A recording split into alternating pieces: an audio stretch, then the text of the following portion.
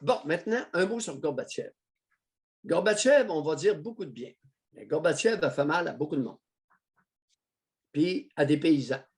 Et c'est pour ça que je soulève le point. Personne ne pense aux paysans. Les paysans, c'est l'âme d'un pays. Plus de paysans dans un pays, plus de pays.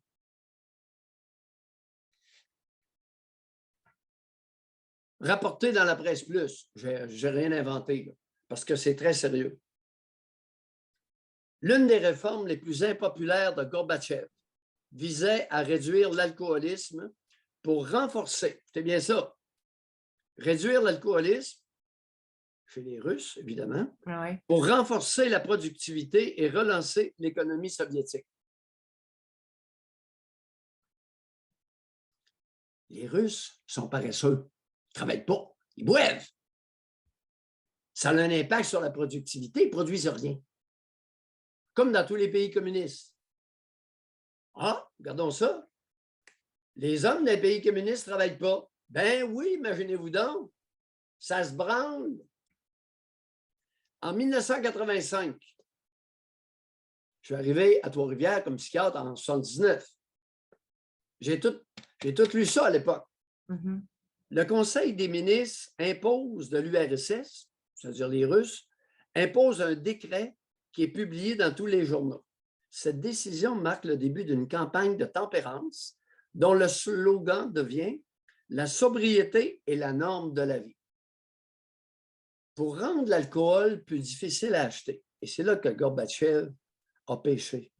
Pour rendre l'alcool plus difficile à acheter, Gorbatchev décide de limiter les horaires de sa vente.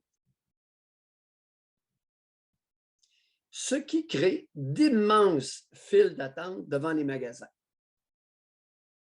Belle réussite, cher Gorby. Il ordonne également, et c'est là que ça fait mal, il ordonne également la destruction de milliers d'hectares, ça a été des millions, de milliers d'hectares de vignes partout en URSS. Pour empêcher la production d'alcool. Pour empêcher la production de vin, principalement. Le raisin de table, lui, il arrive quoi? Tous les petits paysans qui avaient quelques hectares de vignes, ils faisaient un peu de bagosse, puis du raisin de table, ruiné. Ces lois sèches, selon leur traduction littérale du russe, frappent durement l'industrie légale et encouragent la production d'alcool clandestin. Il n'y a pas un Russe qui a pris moins de vodka. Pas un! Mais n'auront finalement qu'un impact limité. Impact limité, Poli, le journaliste qui a rapporté ça. Zéro impact, mon Gorby. Zéro. Sais-tu quand est-ce que les Russes ont décidé d'aller travailler un peu plus? Quand ils ont commencé à leur verser un salaire un peu plus élevé. Régent, mets ça dans ta pipe, Régent Parent. Les communistes, quand on les paye un salaire, sont comme les Québécois, travaillent un peu plus fort et ils font un peu plus d'heures de travail dans une journée, puis attendent le soir avant de commencer à prendre la vodka. Commence pas le midi ou le matin. Je mettrais un petit bémol là-dessus, parce qu'on a même su avec la guerre qu'il y avait beaucoup de soldats qui avaient de la misère à contenir parce qu'ils étaient trop saouls dans la journée pour être de bons combattants. Parlant d'alcool, Doc, avez-vous vu? J'ai hâte de voir comment que ça va réagir au Québec. Mais il y a des études qui sont sorties. Et là, je ne l'ai pas devant moi, je ne pensais pas en parler ce matin.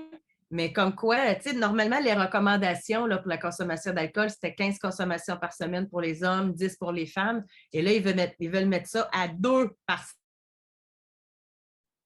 semaine parce que l'alcool, ils ont découvert que ça serait source d'au moins 7 cancers, que ça augmenterait de beaucoup les risques. Fait que j'ai bien hâte de voir comment que ça va passer ici et si ça va changer les habitudes des Québécois, ce que je doute très fortement. Et si la SAQ va jouer des deux côtés, là, comme avec l'Auto-Québec, là, venez jouer dans nos casinos, mais attention, vous pouvez développer des risques de gambling. Tu sais,